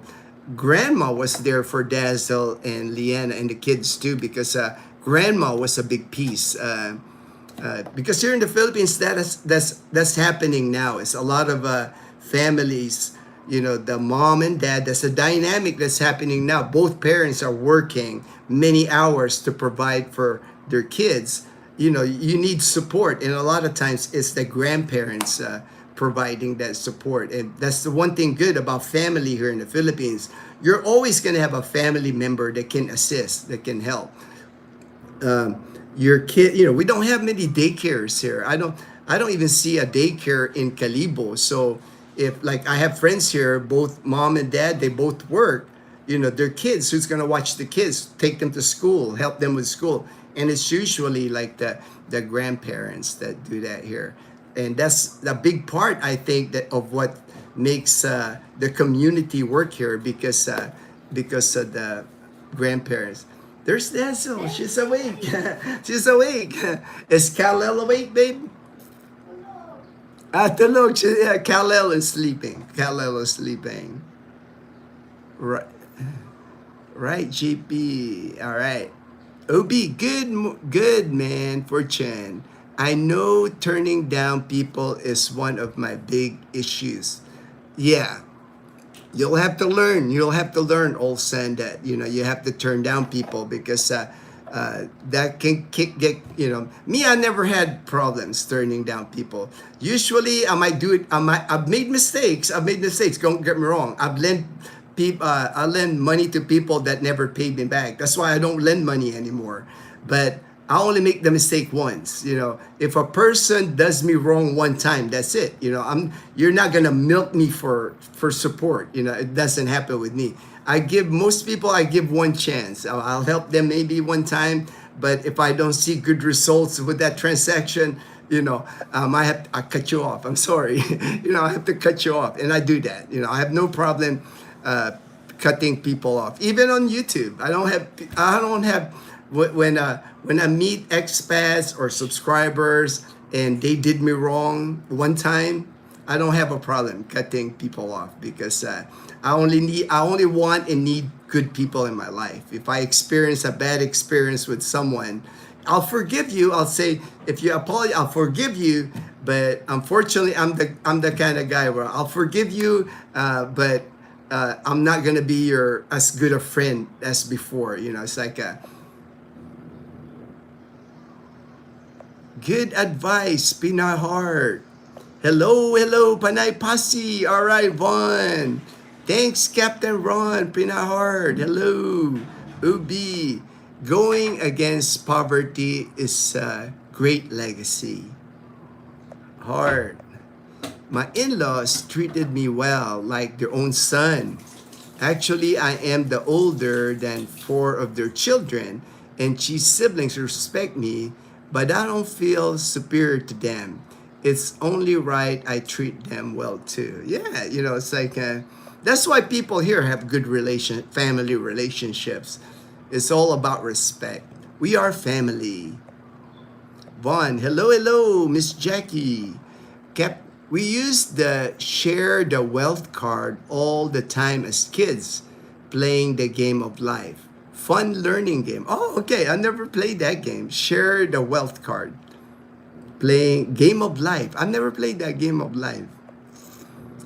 Young Fresh. Anyone who doesn't want to help the elderly, I hope there is someone who will help them when they get older.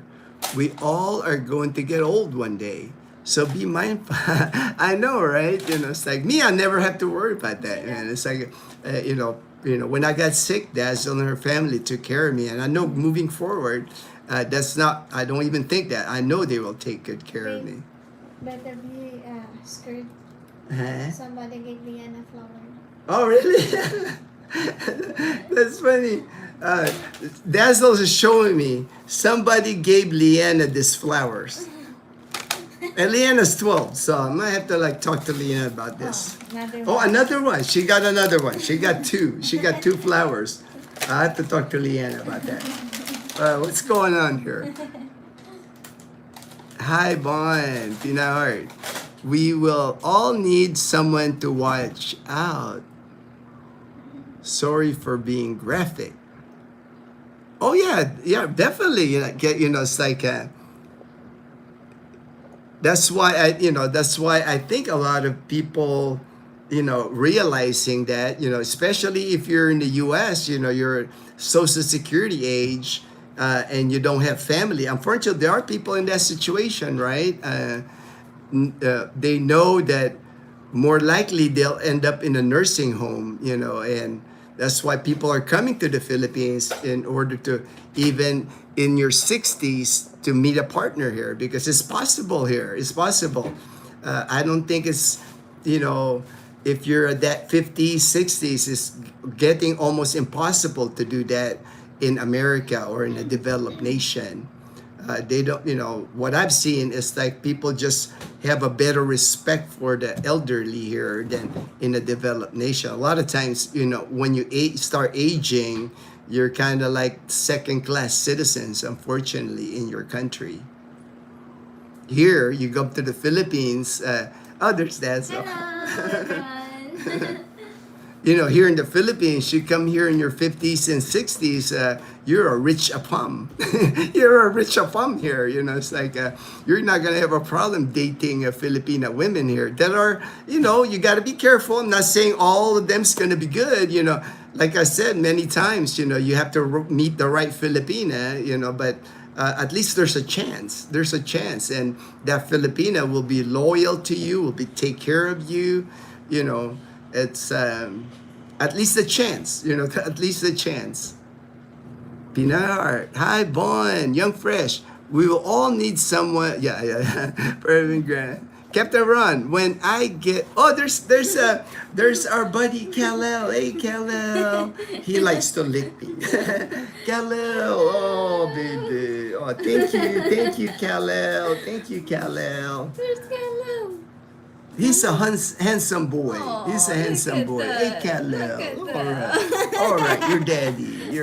All right. Thank you, Kal-El. Thanks, babe, for bringing Kal-El down. Totoy gets excited. Or their dog gets excited every time Dazzle brings down Kal-El. When I get old, I'm moving to Dazzle Land. Move to Dazzle Land. There's land in Dazzle Land. There's land around there for sale, man. In Katiklan, if you want to move there. And it's getting developed. All that area in Katiklan, Tabon, Bukid, Barangay Tabon, it's going to get developed because there's arguments over building a bridge from mainland Aklan to Boracay, but I think it's eventually going to happen. And the bridge is near our land. Actually, that was one of the selling points. That's why I was good at buying the land, because they're gonna build a bridge nearby. I can walk to Boracay Island once that that bridge is built. So I'm for the bridge, but I know 50-50 right now. People are against the bridge or to me, I like having, that would be nice to have a bridge from mainland Aklan in Katiklan going over to Boracay. There is a difference between helping out of love to those truly needing assistance and enabling others to improve their lifestyle when they have the means to provide. Yeah, definitely, Joe. Yeah. And that's the thing, that's the thing I watch out for. Like I said, people have asked me for help, and I have an iPhone 10 and they have an iPhone 16. I had iPhone 17. I'm like, maybe they're not managing their money properly. That's why they don't have any money. So I do not have any problem turning people down. I've said no to many people here. And usually what happens here when somebody asks you for, borrow money from you, if you say no, a lot of times you'll never hear from them again. It's like a lot of times, the relationship is not the same anymore. And to me, I'm okay with that. I'm okay. If the basis of the relationship is money, I don't want that relationship anyway. It's like, if you're mad at me for not lending you any money, I do not have a problem with that. I don't want that kind of friendship anyway. I'm also good to our kasambahays. Yeah, the kasambahays. Treated them like family. Yeah, because they're taking good care of you, right? The kasambahay is kind of like your domestic helper, the person that helps you inside your house. So they become part of your family. Eh? They're cooking for you, they're cleaning for you, they're taking care of your kids. They become part of your family. Go ahead of them, and we ask them to look after our Luna. Yeah, for sure. I will leave them enough money for them and Luna. For sure, because you trust them. You trust them, and they become part of your family. A gauge to society is how its people care for the young, the old, disabled, and less fortunate. I agree. I 100% agree, Vaughn. It is a need to sustain life, or is it a want that above and beyond what they need, expect? Yeah, the video Dazzle, that's a saying that Dazzle, and I always tease Dazzle with that. That's why she said the comment on the video that she made, saying to Mom and Leanna, it's not a need, it's a want. We always say that. Is it a need or is it a want? And a lot of times it ends up being a want, unfortunately. But that your comment there, that just reminds me. That's a common conversation with Dazzle and I, because Dazzle will always tell me, "Ooh, that's nice, babe, it's nice," and I always give her a hard time. Is that a need or is that a want? Vaughn, Fortune, J-Boy, one strike rule is pretty good policy to live by. I think so, J-Boy. I live it that way. It's like, pretty much everybody that I've lent money to here in the Philippines, I've been here 15 years, so it's unavoidable. I don't lend money now, but pretty much everybody I've lent money before that never paid me back, I never hear from them again. I never hear from them again. It's like some of them have the gall to ask again. And like you said, one strike, you're out. It's not 3 strikes, you're out. Here in the Philippines, 1 strike, you're out is a good policy because it doesn't make sense to me. It's like, if I lent you money, you never pay me back, and we're still friends? I don't think so. That doesn't work like that. You disrespected me by not paying me back, so I cannot be your friend anymore. That's me. Now I know people can be different, but that's just how that's how it works with Gino. OB, I like that, J-Boy. Yeah, right. With 1 strike, you're out. Not 3 strikes, you're out. 1 strike, you're out. Fortune, those people may not have been born into your family, but they have worked. Oh yeah, I often think this, Joe, that, I've met people that I call my brother that I feel stronger than my own blood relative.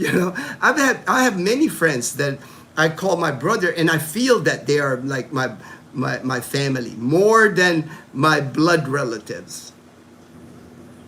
Hey, Bon, OB Adventures, Castaway. Hey, there's Michael S. in Dumaguete City. Good to see you, my brother from another JP. You don't have to get a 20-year-old girlfriend in the Philippines.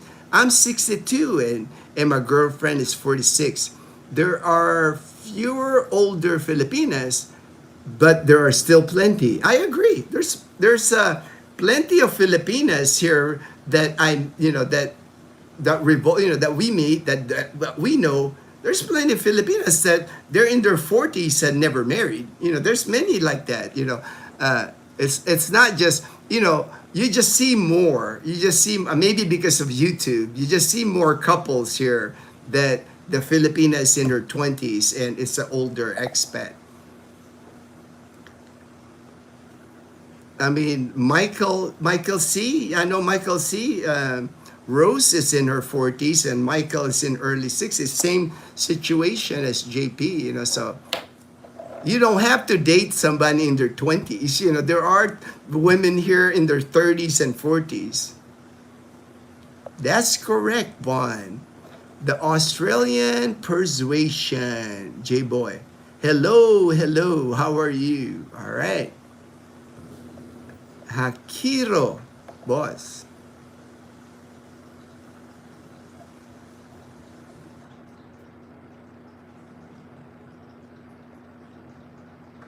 All right. Oh, I guess somebody's like trolling me here. Let me just put him in timeout. I don't really like block them or anything. I just put them on timeout. Give them like a 30-minute timeout. That way we don't see his comments. There you go.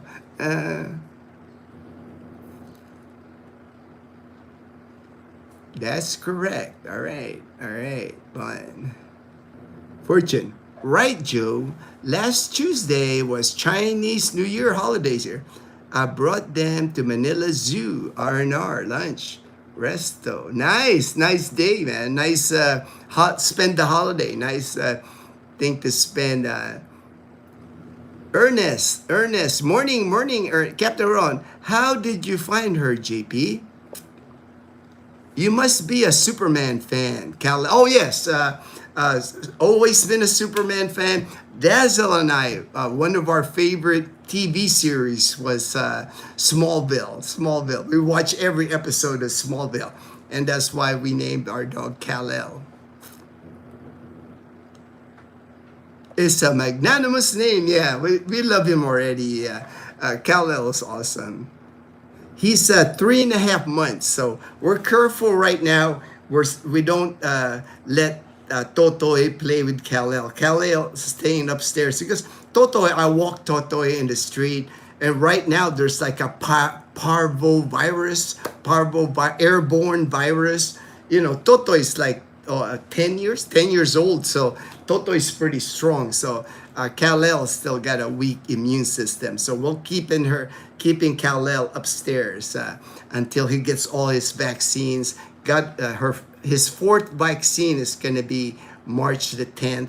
Maybe that's the last set of vaccines. Hopefully, then he'll be complete with all the vaccines, and we can start walking him outside. But right now, we're not walking him outside. I put him out here in the yard. I'll carry him to get some sun, but we're careful because there's other dogs here, that people's pets that they walk. I don't want him to be exposed to anything. I found Eden on social media. Technology is at it again.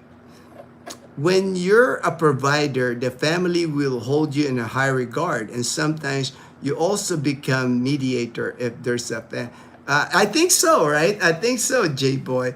I've kind of have that role, even in Dazzle with older brother, older sister, younger brother, the family, our immediate family. Because they all respect me. They do not want to upset me. A lot of times I notice that they're careful around me. They don't want to upset Kuya Gino. So it kind of works that I do have a lot of say on how everything works in Dazzle's family. I guess I just inherited that by just being me. It's like. But they've always been polite to me. They've always have respect to me, and that's all that matters to me. It's like Respect is important. All right, I'm at the 2 hour mark here. Perfect timing. I got to all the comments. I appreciate everyone's time. I'm gonna have to start packing up here with Dazzle. Again, we're gonna be spending time in Boracay Island this weekend. I'll do a live stream sometime when we get to Boracay, maybe tomorrow morning. I don't know. I'll just play it by ear as far as the live stream. Probably more live streams. I know people like the Nigi bar, the rock band at Calamity Band. So maybe if we get a chance to go to the Nigi, I'll do a live stream at Nigi. It just depends on what Dazzle wants to do, because when we go to Boracay, I just follow whatever Dazzle wants to do. Me, I can always do. I'm just happy being in Boracay. I'm just happy to see the white beach, man. JP, my intentions are to look for someone older than 35, not sure younger or mature enough to handle a multi-marriage without too much drama. I turned 62 in August and wanting peace, not drama. Yeah, I mean, that's a good age, 35, usually 35 and older, more mature. At least you know what you want. That's what's important. Know what you want. Stay blessed, everyone. Stay blessed, everyone. All right, Joe. All right, thank you so much. Take care, everyone. Stay blessed, and I'll see you on the next live stream. Take care, J-Boy. Boracay, Gino. Oh, I know. I will. We always have a great time in Boracay. It's hard not to have a fun in Boracay. Thank you, Pinahard. Thank you.